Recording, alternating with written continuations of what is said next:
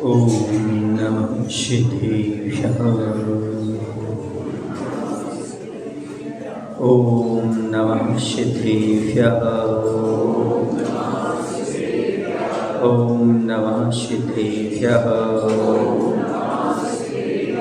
कौन नमोकारम् अर्हन्ताणमतः विषेद्धारणम् आर्यवच्छायानं लोयं येषौसाहूरं लोयं येषौसाहूरं।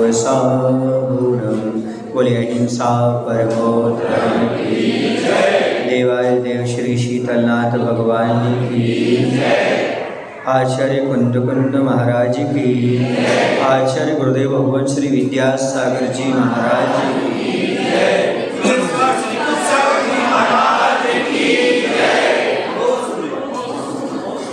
सारी की सारी प्रकृति मिट्टी के स्वागत के लिए तैयार है। क्यों? क्योंकि वहाँ एक कल्याणकारी पथ पर बढ़ने वाली है। जो भी सज्जन पुरुष होते हैं, जो भी अपने अंदर धार्मिक भावना रखते हैं, वह नियम से कल्याणकारी पथ पर बढ़ने वालों की अनुमोदना तो करते ही हैं, साथ में उनका सम्मान भी करते हैं। लेकिन कुछ ऐसे होते हैं जिनकी दुकान बंद होती है, उन्हें कष्ट भी होता है। जिन्हें निष्कासित होना पड़ता है, उन्हें कष्ट भी होता है। जिनके लिए ऐसा लगता है कि अब मेरा यहाँ पर स्थान नहीं रहेगा, अब मेरी यहाँ पर कीमत नहीं होगी, तो उनके अंदर थोड़ा जोश भी उत्पन्न होता है, जिसे कहते हैं दुस्साहस। लेकिन वह कुछ कर नहीं पाते, परेशान होकर के अपना ही काम बिगाड़ लेते हैं। तो वो कौन से हैं, तो आगे अपन चलते हैं। आज जोश के क्षणों में प्रकाश असंग, विकास अभंग, दोष नजर आ रहा है। कल इतना हो चुका था। आज रोष के मनों में उदास अनंग, ले नाश का रंग बेहोश नजर आ रहा है। आज दोष के कणों में त्रास, तड़फन, तंग, हिरास का प्रसंग और गुणों का कोश नजर आ रहा है। अब यहाँ पर क्योंकि संसार में प्रतिपक्ष भी होता है, धर्म का समर्थन करने वाले भी होते हैं और धर्म का विरोध करने वाले भी होते हैं। ऐसे जीवन में ऐसे गुण होते हैं जिससे धर्म की वृद्धि होती है, ऐसे अवगुण भी होते हैं जिससे धर्म का नाश होता है। तो उन्हीं के साथ यहाँ पर हो रहा है कि वास्तव में जहाँ पर विकास हो रहा था, वहाँ पर संतोष उपलब्ध हो रहा था। लेकिन वहीं रोष भाव के मन में यहाँ पर तोष तो मिल गया, संतोष तो मिल गया, लेकिन जो लोभ था, रोष था, क्रोध था, उसके मन में उदासी छा गई। क्रोध, बैर आदि भाव सब बेहोश से मृतक होकर के पड़ गए तथा दोष के कण तड़फते हुए, कष्ट का अनुभव करते हुए समाप्त हो रहे हैं। अतः गुणों का खजाना यहाँ दिखाई पड़ रहा है। निश्चित है जो कोई धार्मिक वृद्धि करेगा उसके गुणों की वृद्धि होगी, और जो कुछ दोष हैं वो सब नष्ट होते जाएंगे, उनमें तड़पन हो जाएगी, क्योंकि दोषों को वहाँ पर स्थान नहीं मिलेगी, जगह नहीं मिलेगा। इसलिए वो अपने आप तड़प करके उनका हिरास का प्रसंग वो वहीं पर नष्ट होते चले जाएंगे। आपके घर में, आपके परिवार में दो लोग आते हैं बिना बुलाए। बताओ कौन दो लोग आते हैं? आपके घर में देखने वाले जो दिखते हैं उनकी बात कह रहा हूँ, इंसान के रूप में आते हैं। कौन आते हैं लोग?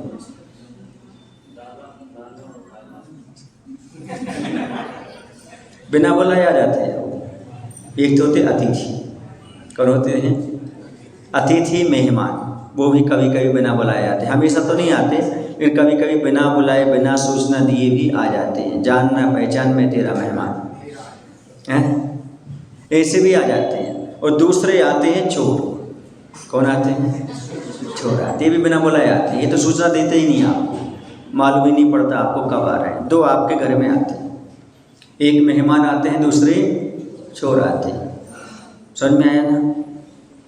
तो आप लोगों की एक व्यवस्था होती है, मेहमान को तो आप लेने जाते हैं जहाँ से वो आ रहे हो, आपको मालूम पड़ जाए तो। लेकिन यदि आपको मालूम पड़ा चोर आने वाले हैं तो आप लेने जाते हो क्या करते हो? दरवाजे नहीं बंद करते, दरवाजे के अंदर ताला, ताले के ऊपर ताला और बाहर एक रखवाला। क्यों? क्योंकि घर में अंदर कौन ना आ जाए। क्यों? क्योंकि आपको दोनों की पहचान है। यदि मेहमान आएगा तो हमारा कोई नुकसान नहीं है, इज्जत ही बढ़ेगी, हमारा भला ही होगा, कुछ ना कुछ संबंध जुड़ेगा, अच्छा होगा। लेकिन चोर आएगा तो कबाड़ा होगा, घोटाला होगा, बहुत कुछ ले जाएगा और हो सकता है जान पर भी खतरा आ जाए, बच्चों पर भी खतरा आ जाए, परिवार भी खतरा आ जाए। इसलिए आप क्या करते हो, चोर को कभी अंदर प्रवेश नहीं करने देते, लेकिन मेहमान को बोलो ना स्वागत करते हो, आवभगत करते हो, सेवा करते हो, खिलाते पिलाते हो। आपके घर में दो प्रकार के लोग आते हैं, जिन्हें आप मेहमान कहते हो और जिन्हें आप चोर कहते हो। मेहमान की आप आगवानी करते हो, जहाँ हो वहाँ लेने जाते हो, अच्छे से रखते हो, खिलाते पिलाते हो। लेकिन यदि चोर का मालूम पड़ जाए आपके घर में आना है तो आप चोर की व्यवस्था कर लेते हो, ताला और रखवाला अपने पास रख लेते हो। वैसे ही मैं कहना चाहता हूँ, आपके जीवन में दो प्रकार की चीज़ें आती हैं, एक का नाम है गुण, एक का नाम है दोष। यदि गुण कहीं आपको मिले तो मेहमान मन करके उसे लेने जाना चाहिए, उसकी सेवा करना चाहिए, रखना चाहिए। और ये दोष आ रहा हो तो ताला लगाना चाहिए, चोर समझ करके उसे अंदर प्रवेश नहीं देना चाहिए। क्योंकि गुण मेहमान की तरह है, कुछ देकर जाएगा, जीवन में निखार आएगा। और चोर दोष के समान है, दोष चोर के समान है, जो भी आएगा कबाड़ा करके ही जाएगा, आपके जीवन से धन संपत्ति ले जाएगा, आत्मा की संपत्ति, संयम की सत्यति, सद्गुणों की संपत्ति ले जाएगा। यदि दोष को क्या मानो, चोर मानो, और गुणों को मेहमान मानो। जहाँ भी गुण मिल रहे हो वहाँ पर लेने चले जाएंगे। लेकिन दोष रूपी चोरों को ताला लगा दीजिएगा। आपके पास 5 खिड़कियां हैं, एक दरवाजा है, सब बंद कर दो, दोष कहीं से नहीं आना चाहिए। 5 खिड़कियां समझते हो, 5 इंद्रियां और एक दरवाजा मन, इनको बंद कर दो। अब छप्पर फाड़ के देखते कैसे आते लेकिन कम से कम 5 इंद्रियों और मन को बस में रखो, ताकि हमारे अंदर दोष ना आ जाए। यही यहाँ पर बात कही जा रही है। बैर है, क्रोध है, ये भाव सारे के सारे मृतक सम पड़ गए। क्योंकि जो व्यक्ति मोक्ष मार्ग पर बढ़ने के लिए आगे होता है, सारी कसाएं दब जाती हैं और शमित हो जाती हैं, कसाएं नष्ट होने को होती हैं। क्यों? क्योंकि यह मोक्ष मार्ग पर बढ़ने वाला है। और सही तो वही धर्मात्मा है, सही मोक्ष मार्गी वही है जो बाहर की वस्तुएं छोड़ता तो है, लेकिन उसके साथ साथ बैर, विरोध और कसाई के भाव भी छोड़ दे, समझो सही मोक्ष मार्गी है, सही धर्मात्मा। वरना 16 पीले पहनने से कुछ नहीं होता, भेष बदलने से कुछ नहीं होता। नहीं तो लोग कहने लगेंगे मन में क्रोध कपट है भारी, बाहर करता मायाचारी। लोग क्या कहेंगे? मन में क्रोध कपट है भारी, बाहर करता मायाचारी, अंदर है कौवे से खाला और बना फिरता 16धारी। ऐसा 16धारी बनने से कोई फायदा नहीं है। मन में क्रोध और कपट भारी है, वो कोई काम का नहीं। यहाँ पर ये कह रहे हैं, जैसे ही यह वास्तव में 16धारी बनता है, मोक्ष मार्ग पर बढ़ता है, वैसे ही इसके जीवन से क्रोध, बैर आदि मृतक के समान पड़ जाते हैं। अर्थात क्रोध, कषाय आदि यह उत्पन्न नहीं करता, उदय आता है, उन्हें दबाने का प्रयास करता है। सही साधना तो यही है, हम क्रोध से, मान से, माया से और लोभ से बच जाएं। ये चंडाल चौकड़ी है, ये अच्छे अच्छों को बर्बाद किए हुए है, संसार में पतन कर रही है, नरक में गोद ले जा रही है। शीशी कंपनी है ये, शीशी कंपनी समझते हो? शीशी माने चंडाल चौकड़ी। शीशी कंपनी मतलब चंडाल चौकड़ी है। क्रोध, मान, माया, अनंतार बंदे क्रोध, मान, माया, इस संसार में भटका रही है। इसी कारण आदमी दुखी है, इसी से नरक निगोद में जा रहा है, इसी से अपने सद्गुणों को प्राप्त नहीं कर पा रहा, सम्यक तक उत्पन्न नहीं कर पा रहा, संयम को धारण नहीं कर पा रहा। यही सारी कषाएं हमारे पास विद्यमान हैं, इनसे बचने का प्रयास करो। कहने का तात्पर्य जो मोक्ष मार्ग पर बढ़ता है उसकी कषाएं इस प्रकार से मृतक हो जाती है और कुछ काम नहीं कर पाती। जैसे कोई मुर्दे के समान पड़ा हो, उसके हाथ में तलवार तो क्या करेगा, कुछ नहीं कर पाएगा। इसी प्रकार से यदि हमारी ये कषाएं दब जाती हैं, बहुत बड़ा काम होता है और गुण गुण प्रकट हो रहे हैं वहाँ पर। और वहाँ पर कह रहे हैं उदास अनंग के नाश का रंग। अनंग समझते हो, अनंग माने कामदेव। जैसे वह ब्रह्मचर्य की साधना शुरू करता है, कामदेव का होता है वह नाश का रंग माने नष्ट हो जाता है। कामदेव को नष्ट करना बहुत कठिन है, देवताओं को मन बस में करना बहुत कठिन है, लेकिन अंदर की काम वासना पर कंट्रोल करना बहुत कठिन काम है। जो ये कर लेते हैं वही काम विजेता भगवान महावीर बन जाएगा। काम वासना बहुत ही दुख देने वाली है। सड़ी गली धूप सी भोगों की याद जान लेती, जान सी लेती। आज जैसे क्या लिखते हैं, भोगों की याद सड़ी गली धूप सी जान सी लेती। जैसे सड़ी गली धूप पड़ती ना कुंवार के महीने में, न खाने की इच्छा, न पीने की, न उठने की, न बैठने की, न कुछ बुखार सा लगा रहता है। ऐसे जिसको काम का भूत चढ़ जाता है, न उसे भूख लगती है, न उसे प्यास लगती है, उसकी इच्छा ऐसा लगता है कहीं घूमता है कहीं रहता है, क्योंकि वह काम वासना में घूमता रहता है। समझ में है ना, ऐसे काम के वेग आते हैं शरीर में अंदर। तो कह रहे इस प्रकार की स्थिति हो जाती, सड़ी गली धूप सी, उसे कुछ भी नजर नहीं आता। उस बात को मैं कहता हूँ, मोहब्बत 4 दिन की बात है दुनियाए फानी में। मोहब्बत 4 दिन की बात है दुनियाए फानी में, पर ये किसको याद रहता है भरी जवानी में। पर ये भरी जवानी में ये याद हो जाए कि ये जो प्यार की मोहब्बत की बातें ये 4 दिन की हैं, आगे कुछ भी देने वाली नहीं। तो आदमी धर्म को ना छोड़े, परिवार को ना छोड़े, लंबी रिज ना करे, यहाँ वहाँ भटके ना, सही मार्ग पर आ जाए। क्योंकि उसे ज्ञात तो हो जाए जो हम वासना की लहर में बह रहे हैं, यह वासना की लहर ही हमें उपासना से दूर करेगी, भगवान से दूर करेगी और नरक निगोद में जाकर के सड़ाएगी, नरक निगोद में सड़ाएगी। ये बात से भरी जवानी में ज्ञात हो जाए तो वह कामदेव को जीतने की बात करते हैं, ब्रह्मचर्य की ओर बढ़ने की काम करे। नहीं कर सकता तो कम से कम अपने आप पर कंट्रोल तो रख सकता है। मैं धर्म को छोड़ करके अन्यत्र नहीं जाऊंगा, मैं कुल परिवार का अधिकार नहीं छीनूंगा, ऐसा भाव तो उसके अंदर आ जाएगा। वरना आज लड़का लड़की वासना की लहर में बहते चले जाते हैं। उसका कारण यही है, धर्म मार्ग से जुड़ाव ना होना, गुरुओं से जुड़ाव ना होना।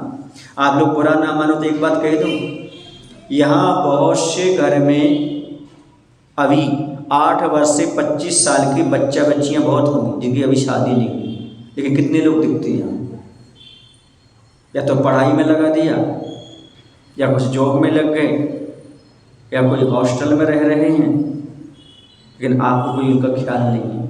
यही तो उनकी उम्र थी। 12 साल से 25 साल की उम्र तक यदि अपने बच्चे और बच्चियों को नज़र से दूर करोगे तो फिर किसी से नज़र बनाने लायक नहीं रहोगे। बात नहीं आई समझ में, क्या कह रहा हूँ? यदि अपनी नज़रों से दूर रखोगे बच्चे बच्चियों को 12 से 25 के बीच की उम्र में, तो वो ऐसा काम कर लेंगे वहाँ रह करके, ऐसी वासना की लहरें बढ़ जाएंगे, तो तुम किसी के सामने सर उठा के नहीं चल पाओगे, नज़र से नज़र नहीं मिला पाओगे। ये कह रहा हूँ। इसलिए कंट्रोल होना चाहिए। कल मैंने देखा एक बच्ची आहार देने आई, एक सज्जन की बच्ची थी। मैंने पूछा किसकी बच्ची है? बोली मेरी बच्ची। वो सज्जन रोज आते हैं यहाँ, तो बच्ची को मैंने पहली बार देखा। मतलब क्या है, अब बच्चे और बच्चों को बेखबर है, मत ट्यूशन पढ़ाने की आपकी इच्छा है, कभी एक क्लास भी तो पढ़ाओ, कभी शादियों के पास भी तो लाओ, कभी उनके पास संस्कार भी तो डालो। नहीं महाराज जी, अभी पढ़ाई बहुत है, वर्क बहुत है। मतलब आपका बच्चा बच्चियाँ यदि कॉलेज का वर्क कर लेंगे तो हमने बहुत बड़ा काम कर लिया, और यहाँ आकर थोड़े संस्कार सीख लेंगे तो गड़बड़ हो जाएगा। मैं कहता हूँ कि यदि आपने अपने बच्चे और बच्चियों को हार नहीं दिया तो 2-4 दिन रोएंगे। यदि आपने उनको कार नहीं दी तो थोड़े और दिन रोएंगे, लेकिन यदि तुमने उन अपने बच्चे और बच्चियों को कार के साथ, आहार के साथ यदि धार्मिक संस्कार नहीं दिएंगे तो वो भी रोएंगे और जीवन भर तुम भी रोगे, जीवन भर तुम भी रोगे। धार्मिक संस्कार देना बहुत जरूरी है। यदि आपके घर में रोना धोना बंद करना चाहते हो और बाद में पछताना नहीं चाहते हो तो अपने जवान बच्चे और बच्चियों को धार्मिक संस्कार डालो, उन्हें सही दिशा निर्देश दो, धर्म के प्रति स्वाभिमान जगाओ। यदि धर्म के प्रति स्वाभिमान नहीं आएगा तो बच्चे कभी धर्म नहीं कर सकते, वह कहीं भी भटक सकते, कहीं भी जा रहे हैं। क्यों? क्योंकि आप तो मंदिर आ रहे हैं, आप तो पूजन कर रहे हैं, बच्चे कहाँ हैं उस समय? मोबाइल में हैं, कहाँ हैं आपको पता नहीं। आप ऑफिस में हैं, दोनों पति पत्नी ऑफिस में, बच्चे कहाँ हैं आपको पता ही नहीं है, क्योंकि उनमें धार्मिक संस्कार नहीं है। और ये बताओ, जब धार्मिक संस्कार नहीं होते कौन से संस्कार आएंगे घर में? जो उपासना के संस्कार नहीं होते, उपासना के नहीं आए तो कौन से आएंगे घर में? कोई अच्छे संस्कार आने वाले हैं क्या? इसकी ओर ध्यान आज के युग को देना चाहिए। आज संस्कारों की ओर ध्यान कौन दे रहा है? कोई नहीं देता, कोई बात ही नहीं करता। क्यों? क्योंकि सब अपने अपने में लगे हुए। तो यहाँ पर कहा जा रहा है कि यहाँ पर वह जो दोष हैं वह तड़फ रहे हैं। क्यों तड़फ रहे हैं? क्योंकि वह धार्मिक होता जा रहा है।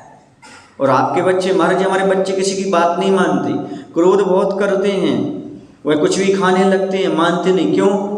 ये तो कह रहे हैं आप, ये दोष आते क्यों हैं? इसलिए आते हैं क्योंकि धार्मिकता की ओर आप बढ़ाने का प्रयास नहीं करते। करते तो हैं महाराज, पर वो आना नहीं चाहते। ऐसा नहीं है, जो पौधा होता है उसे बचपन से छोटे से जैसा सुधरता जाता है, जब उसकी टहनियाँ बड़ी हो जाती, मोटी हो जाती हैं, फिर उसको मोड़ो, टूट तो जाती पर मुड़ती नहीं है। तो बचपन से जो आप संस्कार आज डालोगे वो जीवन भर काम में आएंगे। याद रखना, आज बचपन में डाले गए बच्चों के संस्कार, आज बचपन में डाले गए बच्चों के संस्कार आपके जीवन भर तो काम में आने वाले ही हैं, लेकिन अंत में आपके अंतिम संस्कार में भी काम आने वाले हैं। वरना विदेशों से फोन आता है, फलाने नंबर मकान में इतने नंबर कमरे में डेड बॉडी पड़ी है, उसका संस्कार कर दो। आप यहाँ पैसे पहुँच जाएंगे ऑनलाइन। अब माता पिता का संस्कार करने वाले भी नहीं मिल रहे। अंतिम संस्कार की तैयारी कर लो। आई बच्चों में वर्तमान में संस्कार डालते हैं, उनके बच्चे आगे चल कर के माता पिता को अच्छी जगह साधुओं के पास ले जाते हैं, उनकी संलिग्न कराते हैं, अंतिम सुधार, अंतिम संस्कार कराते हैं। इसलिए अभी इसी की तैयारी करो। तो यहाँ पर यही कहा जा रहा है, वो दोष सारे के सारे निष्कासित हो रहे हैं। जो धर्म मार्ग पर बढ़ता है उसके साथ ऐसा ही होता है। क्यों? क्योंकि गुरु महाराज ही ऐसे हैं, ऐसी चाबी हैं जिसके माध्यम से आपके अंदर जो गुण हैं उनको प्रकट करने के लिए, उसका ताला खोलने के लिए आपके लिए बहुत जरूरी है। अपने जीवन में उनका उपयोग करिएगा, सदुपयोग करिएगा। यात्रा का सूत्रपात है ना, पथ के अथ पर पहला पद पढ़ता है इस पथिक का। अथ माने होता है प्रारंभ, पथ के प्रारंभ पर पहला पद पढ़ता है इस पथिक का, और पथ की इति पर स्पंदन सा कुछ घटता है, हलचल मचती है वहाँ। पथिक की अहिंसक पक्तली से संप्रेषण प्रवाहित होता है विद्युत संयोग पद, और वह स्वयं सफलता श्री पथ को इति पर उठ खड़ी है सादर सविनय। पथिक की प्रतीक्षा में जो निराशा का पान कर सोती हुई समय काट रही थी युगों युगों से। अब माटी का विकास का प्रथम चरण, जिसे आप क्या बोलते हैं, मंगलाचरण, और उसकी विकास का या यात्रा का, विकास की यात्रा का, मोक्ष मार्ग की यात्रा का आज मंगलाचरण है। मार्ग के एक ओर पथ के प्रारंभ पर पथिक यानी कुंभकार का पहला कदम पड़ता है, तभी दूसरी ओर छोर पर पड़ी हुई जो माटी है उसके तन मन में भी कुछ हलचल सी मचती है। यहाँ पर कुंभकार आगे बढ़ रहा है, वहाँ पर मिट्टी के मन में हलचल हो रही है। संप्रेषण कहलाता है। क्या कहलाता है? ये संप्रेषण कहलाता है। कहते हैं हिचकियाँ का कुछ ऐसा ही हिसाब होता है, कोई कोसों दूर याद करता है, एहसास यहाँ होता है। इसे संप्रेषण कहते हैं। हिचकी आती है, बोलते ना कोई हमें याद कर रहा है, ये संप्रेषण का प्रभाव है। ये संप्रेषण है कि वहाँ से उन्होंने चलना प्रारंभ किया, यहाँ पर क्या हो गई, हलचल मचना शुरू हो गई हृदय में। ये जब आपस का प्रेम होता है, विचारों की एकता होती है, तब जाकर के संप्रेषण घटित हुआ करता है। स्पंदन सा अनुभूत होता है। कुंभकार की अहिंसक पत्तली से मानो संप्रेषण प्रेषित हुआ। कौन सी कुंभकार की कैसी है पत्तली, कैसी है, अहिंसक है, क्योंकि मोक्ष मार्ग में वही कुछ निर्माण कर सकता है जो अहिंसक होता है। क्योंकि हिंसा वाला कभी भी मोक्ष मार्ग में, धर्म मार्ग में कुछ नहीं कर सकता, क्योंकि मोक्ष मार्ग की शुरुआत यदि होती है तो सबसे पहले दया से, अहिंसा से होती है। ऐसा दुनिया में कोई धर्म नहीं है जिसमें दया को मुख्यता ना दी जाती हो। सबसे बड़ी यदि धर्म की कोई विशेषता है तो वो अहिंसा है। अहिंसा के बिना कोई भी धर्म टिकने वाला नहीं है। जिसके जीवन में अहिंसा नहीं है, समझो उसके जीवन में धर्म नहीं है। जैसे कभी भी आग में कमल नहीं खिल सकता, जब भी कमल खिलेगा तो जल में ही खिलेगा, वैसे ही जब भी धर्म मिलेगा तो हिंसा में नहीं मिलेगा, धर्म मिलेगा तो मात्र अहिंसा में ही मिलेगा, मात्र अहिंसा में ही। अहिंसा रूपी जल जब होगा तब जाकर के कमल खिलेगा। अहिंसा रूपी जल को अपने अंदर प्रकट करो, तब जाकर के धर्म के अंकुर वहाँ पर प्रकट होंगे। अहिंसा के बिना कोई धर्म होता ही नहीं। इसलिए तो सबसे पहले जैनियों के लिए 2 नियम ऐसे दिए गए, छना पानी पियो और रात्रि भोजन का त्याग करो। इसके पहले तुम क्या नहीं हो सकते हो, जैनी ही नहीं हो सकते। धर्मात्मा तो बात की बात है, कुलाचार का पालन ही नहीं कर पाओगे आप। धर्म की बात उठती है तो कुलाचार है आपका कि आपको रात्रि भोजन नहीं करना। यदि आप रात्रि भोजन करते हो तो आप अहिंसा धर्म की जय तो बोल सकते हो, पर अहिंसा धर्म को अपने जीवन में आत्मसात नहीं कर सकते। तो सबसे पहला है आप हिंसा से बचो। रात्रि में भोजन करने वाले जीव कितनी हिंसा करते हैं आप इसकी कल्पना भी नहीं कर सकते। इसे रात्रि में 4 प्रकार के भोजन का त्याग होना चाहिए, तभी आप अहिंसा धर्म का अच्छी तरह से पालन कर सकते हैं। कुछ माताएं आकर के कहती, महाराज जी अभी हमारे बच्चों की बहुत छोटी उम्र है। क्या? अभी हमारे बच्चों की बहुत छोटी उम्र है, उनसे त्याग मत कराओ, उन्हें त्याग का उपदेश दो, उनके तो अभी खाने पीने के दिन हैं। मैं पूछता हूँ, आपके बच्चों की धर्म की उम्र आप तय करते हो और मोबाइल चलाने की उम्र तय क्यों नहीं करते हो? ये भी आज अपने घर में नियम बना लो। जैसे आपने कहा छोटे बच्चे जो है ना, धर्म करने में भी कच्चे हैं, त्याग करने में कच्चे हैं, उन्हें उनकी उम्र नहीं हुई है, तो मोबाइल चलाने की उम्र तय कर लो। कभी भी आपका बच्चा 25 साल के पहले मोबाइल ना चलाए तो मैं मान लूंगा कि आपके घर में कोई नियम है। शादी के बाद मोबाइल चलाएगा तब आपका कोई नियम है। मोबाइल चलाने के तो आप कोई संकल्प और नियम नहीं है। कोई भी उम्र के बच्चे, अभी छोटा सा बच्चा है, गोद में खेल रहा है, रोने लगा, आपने मोबाइल पकड़ा दिया उसको, उसकी तो मोबाइल पकड़ने की उम्र है, अभी मोबाइल पकड़ भी नहीं पा रहा पट्टा वो तो, और वो तुमने उसमें हाथ में दे दिया, लो देखो बेटा कार्टून देखो। एक तो तुम कार्टून और दूसरे दिन कार्टून, नहीं तो आगे तुम कार्टून बन जाओगे। क्योंकि हम दोनों पति पत्नी पहले से कार्टून है, हम दोनों पति पत्नी पहले से कार्टून है। बेटा तुम मोबाइल ले लो, उसमें कार्टून देखो, तुम भी कार्टून बनो, जैसे हम हैं वैसे तुम बनो। सीधा मूल बात पकड़ा देते हो। होटल में खिलाने ले जाते हो, दुनिया भर के फैशन में फंसा देते हो। ये सब की उम्र है उसकी, और धर्म करने की, त्याग करने की उम्र नहीं है, अहिंसा धर्म पालने की उम्र नहीं है उसकी। धर्म लोग कहते हैं महाराज जी धर्म जो है ना बुढ़ापे की वस्तु है। धर्म कब करना चाहिए? बुढ़ापे में करना चाहिए।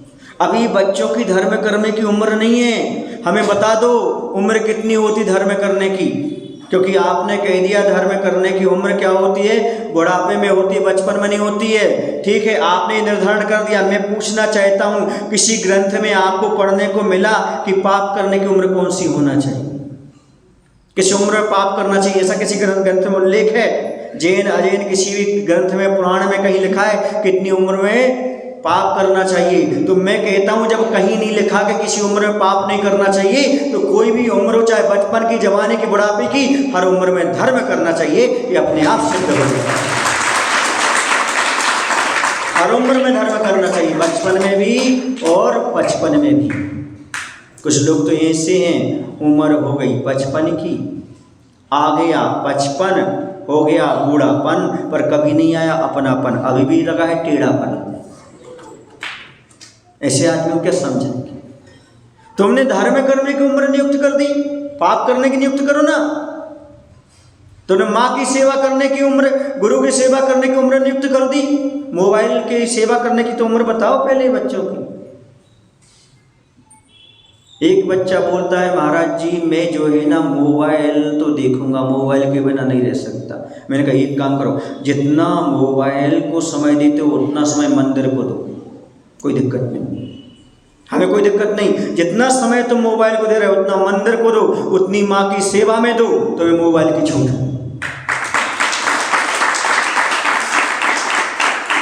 या फिर जितना मंदिर में समय देते हो, जितने माँ की सेवा समय देते हो, उतनी मोबाइल को दो, इससे ज्यादा मत दो। और ऐसा रूल्स बनाओ अपने परिवार में, अपने घर में एक नियम बनाओ, एक संविधान बनाओ। देश के संविधान में मत जाओ, वो तो संविधान बन चुका, देश का भी संविधान होता है, समाज का संविधान होता है, एक परिवार का संविधान बनाओ कि हमारे परिवार के सदस्य जो हैं कितने बजे तक मोबाइल देखेंगी और कितने बजे तक घर से बाहर जाएंगे और घर में कितने बजे तक आ जाएंगे। ये नियम बनाओ। आपके बच्चे और बेटियां घर में कितने बजे होना चाहिए, घर से बाहर कितने बजे नहीं होना चाहिए, आप रूल्स बना दीजिएगा। जैसे शाम हो, जैसे आपके बच्चे बाहर ना हो, और जैसे ही 9 बज जाए मोबाइल आपके पास हो, बच्चों के हाथ में ना हो। ये संविधान बनाओ।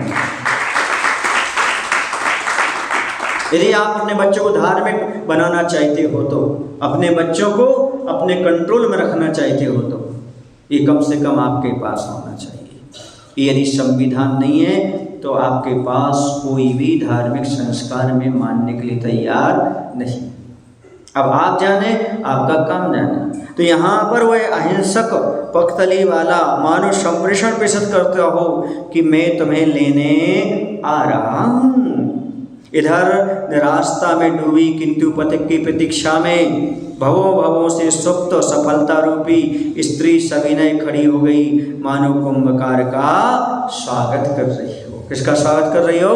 कुंभकार का स्वागत कर रही हो, ऐसा यहाँ पर लग रहा है। और बड़ा उसको आनंद आ रहा है। किसको आनंद आ रहा है? बोलो ना।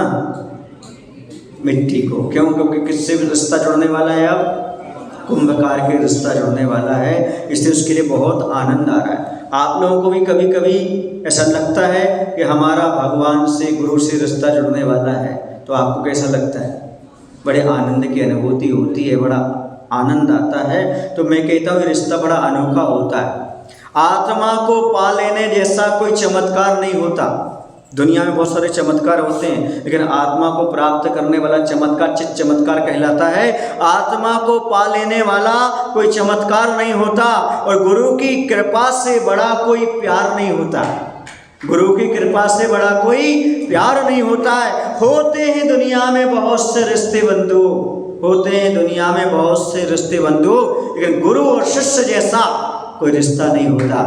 गुरु और शिष्य जैसा कोई रिश्ता नहीं।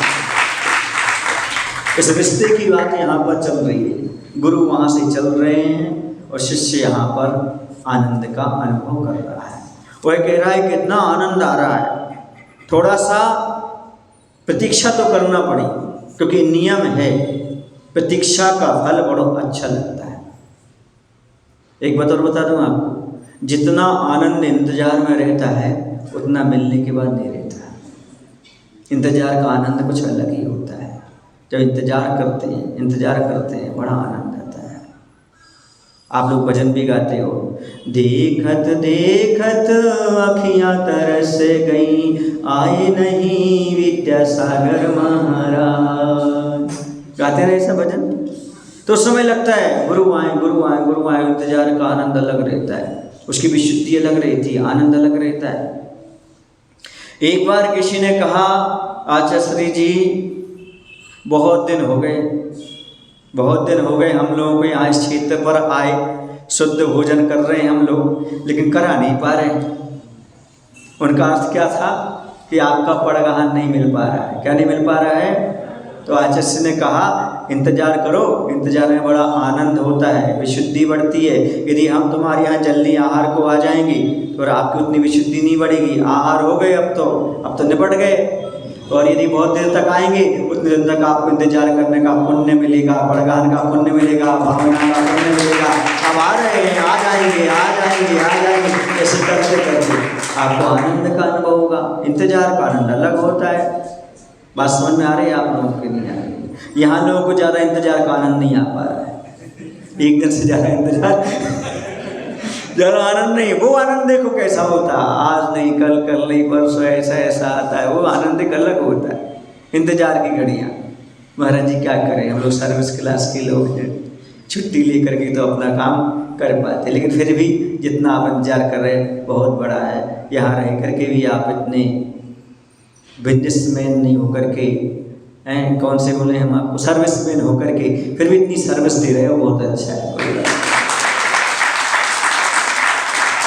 तो कहने का तात्पर्य उस प्रतीक्षा का आनंद अलग होता है। एक परीक्षा का, एक प्रतीक्षा का। जब तक परीक्षा नहीं होती तब तो देखो आदमी ऐसी प्रतीक्षा, इसका आनंद अलग ही होता है। क्यों? क्योंकि जब प्रतीक्षा करते हैं जो प्राप्त होता है उसका आनंद अलग होता है। ऐसे जब परीक्षा में पढ़ाई करते हैं और जब पेपर बन जाता है, रिजल्ट आता है, उसका आनंद भी अलग ही होता है। इसलिए प्रतीक्षा करें और परीक्षा भी दें, उसका आनंद भी समय समय पर लूटते रहें, आनंद लेते रहें। अब यहाँ पर ये कहा जा रहा है कि माटी की सफलता जो है उसकी उपादान क्षमता पर है। स्वयं सफलता शरीर पद को इति पर उठ खड़ी है। यानी माटी की सफलता शरीर जो है ना, उसकी उपादान शक्ति पर आधारित है। अर्थात तो क्या हुई है, अब वह प्रकट हो रही है। किसके माध्यम से प्रकट हो रही, किससे खड़ी हो गई? वो बोलो ना, गुरु महाराज। कौन से उसके गुरु हैं? अभी कुंभकार के माध्यम से। पथिक की प्रतीक्षा में जो रास्ता का पान कर सोती हुई समय काट रही थी युगों युगों से, बहुत इंतजार किया उस मिट्टी ने युगों युगों तक, कब मुझे ऐसा सबल निमित्त मिलेगा, मेरा उपादान जागेगा और मैं घड़ी के रूप में परिणमन करूंगी। ऐसे हमारी आत्मा भाव भाव से यही सोच रही है, कब गर हो जन्म द्वारा मानव जन्म मिले, फिर से यही जनालय गुरुवर शरण मिली और गुरु मिल गए, गुरु मिल रहे। अब आनंद आ रहा है, कब हमारे पास गुरु आएंगे, हमारा निर्माण करेंगे, हमारा कल्याण होगा। युगों युगों से हमारी प्रतीक्षा का फल प्राप्त होने वाला है, प्राप्त होने वाला है। ऐसा होगा सोच रही है मिट्टी। विचारों में ऐक्य से, आचारों के साम्य से संप्रेषण में निखार आता है, वरना बेकार आता है। क्या कह रहे हैं आचार्य हो गए? क्या कह रहे हैं कि विचारों के ऐक्य से, माने दोनों के विचार एक होना चाहिए, दोनों के आचार समान होना चाहिए, तभी संप्रेषण सार्थक होता है। जो संप्रेषण करने वाला है और जिसके पास संप्रेषण आने वाला है, उन दोनों का आचार और विचार एक होना चाहिए, तभी संप्रेषण में निखार आता है। जब दोनों का आचार और विचार एक हो जाता है तो संप्रेषण का प्रवाह आगे बढ़ता चला जाता है। आज विचारों की और आचार की समानता होना बहुत जरूरी है। आप चाहते हैं हमारा संप्रेषण आप तक, आपका संप्रेषण हमारे तक पहुँचे। इसी लौकिक क्षेत्र में भी आप चाहते हैं, पति पत्नी में भी चाहते हैं, पिता पुत्र में भी चाहते हैं, कहीं ना कहीं मित्र मित्र चाहते हैं हमारा संप्रेषण पहुँचे। तो कब पहुँचेगा संप्रेषण? जब आचार विचार एक से होंगे। समान शील विश्लेषु मैत्री, एक सूत्र है, समान आचार विचार वालों की ही मित्रता हुआ करती है। क्या? हाँ, समान आचार विचार होंगे आपके, तभी आपकी मित्रता होगी। इसलिए कई बार कहना पड़ता है, आप अपना आचार विचार मत बताइए, आप तो अपने मित्र का नाम बताइए, क्योंकि जैसा आपका मित्र होगा वैसा आपका चित्त और चरित्र होगा, वैसे आपके आचार और विचार और वैसे ही आपका जीवन होगा। हम मित्र को पहचान लेंगे, आपके जीवन के आचार विचार को पहचान लेंगे। आपका मित्र कैसा है, किनके साथ उठते बैठते हो, किनके साथ बातचीत करते हो, इससे मालूम पड़ जाता है कि आपकी मेजॉरिटी कैसी है और आपका चारित्र कैसा है, आपका जीवन कैसा है, आप किनके साथ उठते बैठते हैं, किनको आप महत्व देते हैं। क्यों? क्योंकि आचार विचार समान होते हैं तो आपकी मित्रता हो जाती है। समझ में आ रहा है आपको? बोलो। यदि आप धार्मिक हैं तो धार्मिक व्यक्तियों के साथ घूमेंगे फिरेंगे, उठेंगे बैठेंगे, बातचीत करेंगे। और यदि आप धार्मिक नहीं हैं तो आपको कोई मिल जाएंगे। कौन? बोलो ना। पियक्कड़, घुमक्कड़। पियक्कड़ समझते हो? यही वाले जो दोस्त मिलेंगे। आप सोचो आपके दोस्त कैसे हैं, आपके मित्र कैसे हैं, आप किन के साथ उठते बैठते हैं, उसका असर अपने जीवन में अवश्य आता है। इसलिए विचारों में और आचारों में आजकल कोई ना विचारों का दीपक बुझता चला जा रहा है, अच्छे विचारों का दीपक बुझता जा रहा है, इसलिए अच्छा आचार भी समाप्त होता चला जा रहा है। आपके जीवन में विचार तो उठते हैं, लेकिन सब कैसे उठ रहे हैं? कैसे उठ रहे हैं? अशुभ विचार। क्योंकि जैसी आपकी संगति होगी वैसी तो आपकी मति होगी, और जैसी मति होगी वैसे आपके विचार उत्पन्न होगी। जैसा आप मोबाइल में देखोगे वैसे विचार होंगे। मोबाइल भी आपका आजकल मित्र बनता जा रहा है। बुजुर्ग लोग भी बहुत सारा व्हाट्सएप देखते रहते, क्या करते रहते पता नहीं। बुजुर्गों के हाथ में भी मोबाइल चलता रहता है। कम वो क्या देखते रहते हैं? क्या पता जो देखते हैं। तो उसको देखते बुजुर्गों को भी लत लग गई। आप अच्छे विचार समाप्त से होते जा रहे हैं, स्वाध्याय कम होता जा रहा है, परिवार को समय देना कम होता चला जा रहा है। अरे समझ में? हाँ। एक बार मम्मी पापा से परेशान एक बच्ची ने बोला, हे भगवान अगले भाव में मुझे मोबाइल बनाना, क्योंकि हमारी माँ मुख से कान से लगाए रखती है, कम से कम मुझे भी मुख से और कान से तो लगा करके रखेगी। मेरी माँ जहाँ भी जाती है बिना मोबाइल के नहीं जाती, कम से कम मोबाइल बनाना मुझे साथ में तो ले जाएगी। मेरी माँ पापा को इतना प्रेफरेंस नहीं देती जितने मोबाइल को देती है। पापा घर में आ जाते वो मोबाइल पर ही बात करती रहती है, पापा को इग्नोर कर देती है। मुझे मोबाइल बनाना ताकि पापा से ज़्यादा मम्मी मुझे चाहा करे।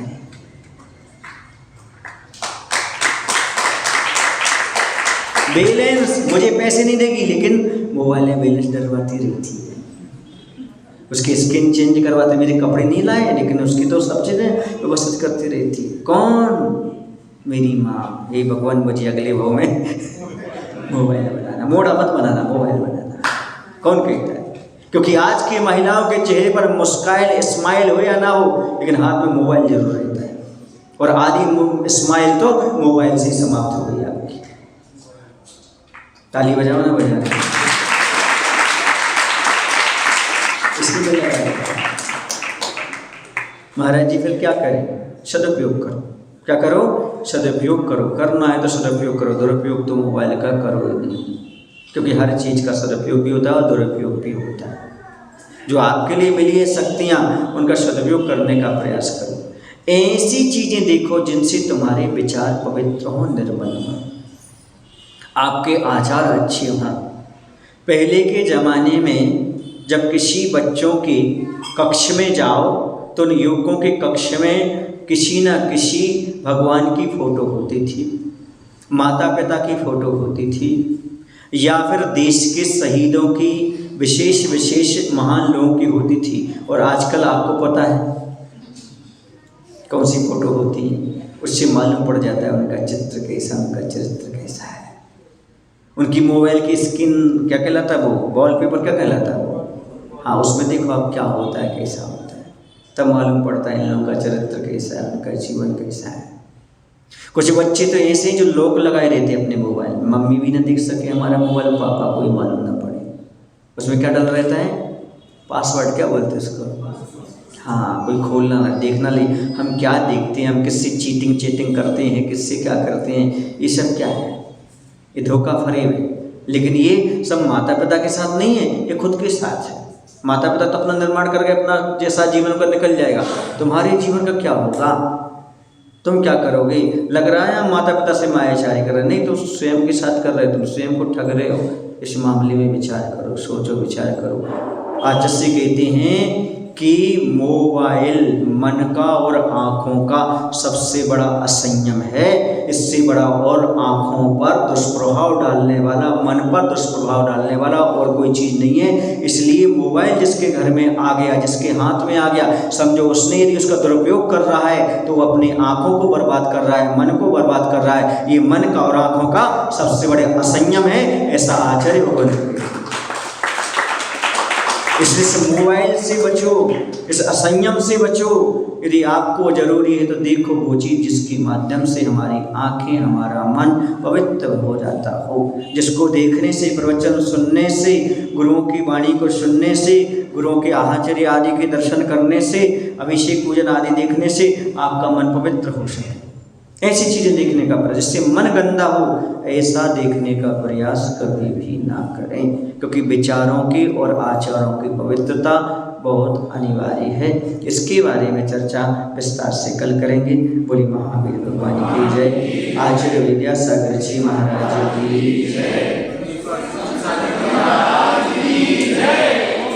हे प्रभु, हम सभी को इतनी शक्ति, इतनी बुद्धि देने की कृपा करो ताकि हमारा जीवन अच्छी तरह से शुभ विचारों में, शुभ आचारों में संलग्न हो सके।